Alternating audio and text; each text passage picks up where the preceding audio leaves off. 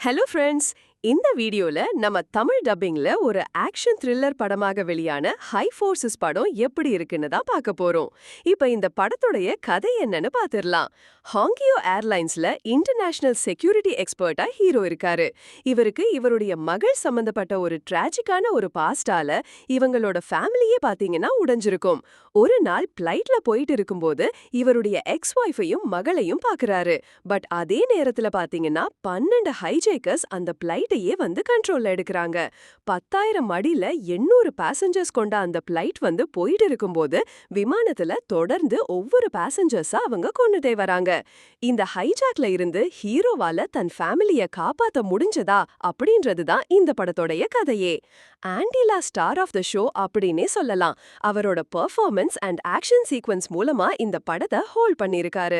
சில சீக்வென்சஸ்லாம் பாத்தீங்கன்னா tension building ரொம்ப நல்லாவே பண்ணியிருப்பாங்க. குறிப்பா ஃபர்ஸ்ட் டேக்ல பாத்தீங்கன்னா ரொம்ப நல்லாவே ஆரம்பிச்சிருப்பாங்க. கேரக்டர் ஆர்க் அண்ட் டெவலப்மெண்ட் இன்னும் கொஞ்சம் பெட்டரா இருந்திருக்கலாம் அப்படிங்கிற மாதிரி தோணுச்சு.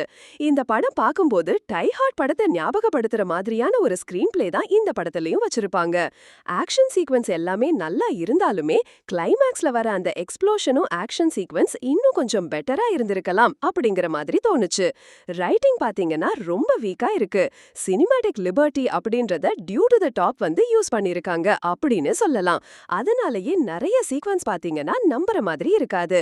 ஒரு ஏரோப்ளேன்குள்ள வந்து செக்கிங் இல்லாம எவ்ளோ கன்ஸ் வந்து எப்படி வந்துச்சு அப்படின்ற ஒரு ஜஸ்டிஃபிகேஷன் வந்து கொடுத்திருக்க மாட்டாங்க. இந்த மாதிரியான காட்சிகள் அதிகமாவே இந்த படத்துல இருக்கும். படத்தோட பேசிங் டீசென்ட்டா இருக்கும். சோ எந்த ஒரு எக்ஸ்பெக்டேஷனும் இல்லாம ஒரு டைம் பாஸ் கேட்டகரியில பார்க்கணும் அப்படின்னு நினைச்சீங்கன்னா ஒரு முறை பார்க்கலாம்.